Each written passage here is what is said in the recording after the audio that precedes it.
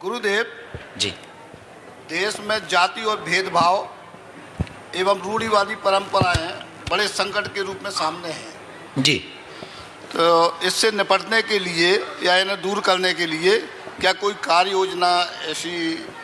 आपका लॉ क्या कहता है जातिवाद भेद पर? संविधान जाति, धर्म और लिंग इनमें डिस्क्रिमिनेट नहीं करता है, विभेद नहीं करता है।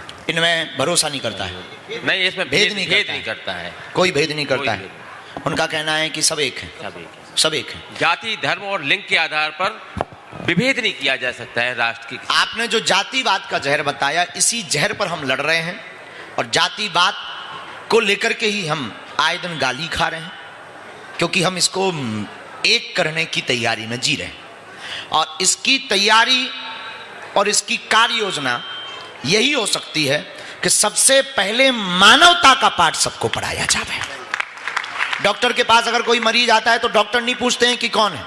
हमारे बागेश्वर धाम के दरबार में आते हैं मरीज, हम ये नहीं पूछते तुम किस जाति के हो, या बागेश्वर धाम पर अन्नपूर्णा भंडारा होता है, हम नहीं पूछते कि तुम किस जाति के भोजन कर रहे हो, कि तुमने दान दिया है कि नहीं दिया। एक बिना रुपया लिए हुए 3 साल से निःशुल्क भंडारा हर वर्ग के लोगों को मिलता है।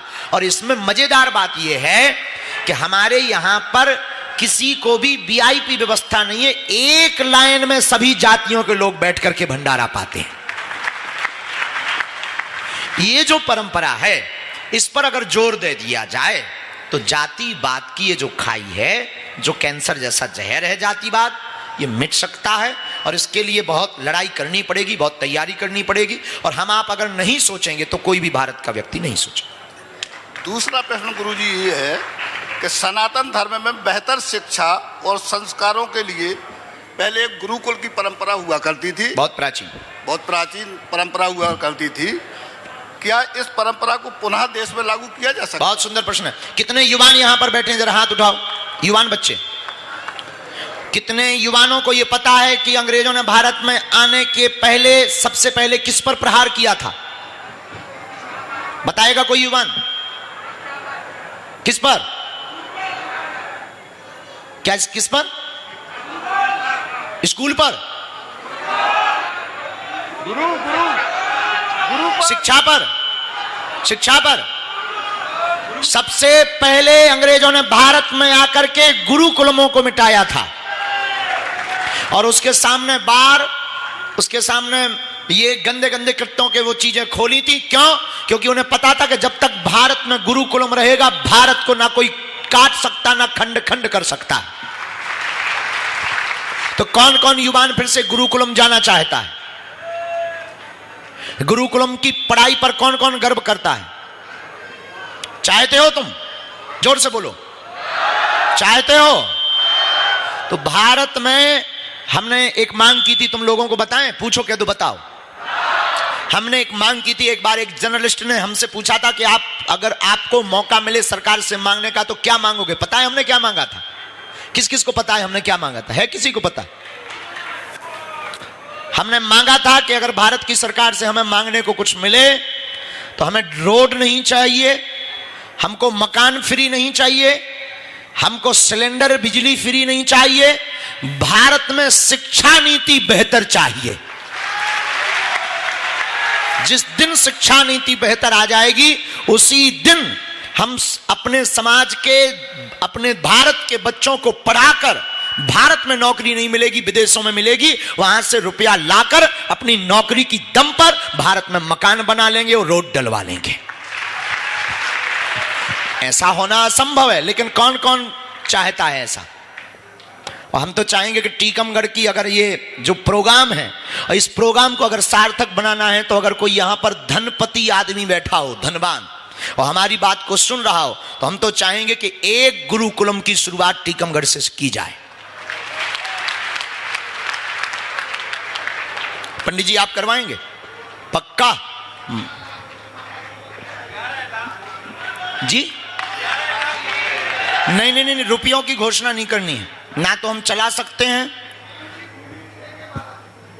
इनको माइक दीजिए, पंडित जी को।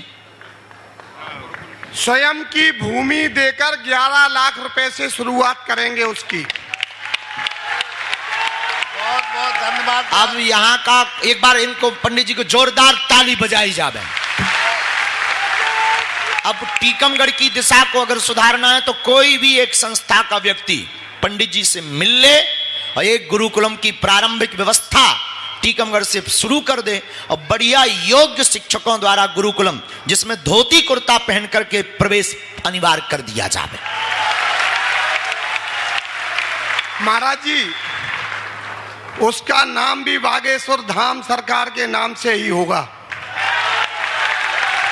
ऐसा कोई मिल जाए। महाराज जी, जब तक जीवन रहेगा, जितना भी हमें पैसा हमारे पास रहेगा महाराज जी, पूरा उसी के लिए समर्पण रहेगा। वाह! अब टीकमगढ़ के लोगों से प्रार्थना करेंगे इनका सहयोग करो। हम कैंसर हॉस्पिटल का सहयोग तो कहीं और से ले लेंगे, तुम चिंता मत करो, हम 2-4 और चमत्कार ज्यादा दिखाएंगे, तुम टेंशन मत लो। टीकमगढ़ के लोगों से प्रार्थना है, क्योंकि अगर हमारे पास हमारी तो बहुत ज्यादा अति व्यस्तता है, हम बिल्कुल भी नहीं देख सकते हैं। टीकमगढ़ की कोई भी संस्था या कोई भी व्यक्ति जो शिक्षा पे भरोसा करती हो, जिसके अंदर जुनून हो कि टीकमगढ़ के बालक भी भारत में नाम रोशन करें, तो इन पंडित जी का सहयोग कर दें। आप अपना नाम तो बता दीजिए सबको। महाराज जी, वर्तमान में हम बीआरसी कार्यालय में बीएससी पद पे कार्यरत हैं। वाह! टीकमगढ़ में स्वर्गीय पंडित श्री जीएल व्यास हमारे पिताजी का नाम था महाराज जी, उनके नाम से creative convent high secondary school का संचालन कर रहे हैं, जिसमें महाराज जी सबसे न्यूनतम फीस में हम बच्चों को पढ़ा रहे हैं वर्तमान में। उसी में क्यों नहीं शुरू कर देते? महाराज जी, हम गुरुकुल की तरह गुरुकुल बनाना चाहते हैं और हमारी परम इच्छा थी, जो आपने बोल दिया महाराज जी, तो हमने आपके सामने अपनी इच्छा प्रकट कर दी। पंडित जी का साथ कौन कौन दे रहा है? पक्का? अब यूं मान करके चलो कि ये कार्यक्रम सफल हो रहा है। जोरदार ताली बजा करके आपको धन्यवाद दीजिएगा। महाराज जी बोलो जय श्री राम। महाराज जी, एक इच्छा हमारी आप पूरी कर दें सरकार। क्या?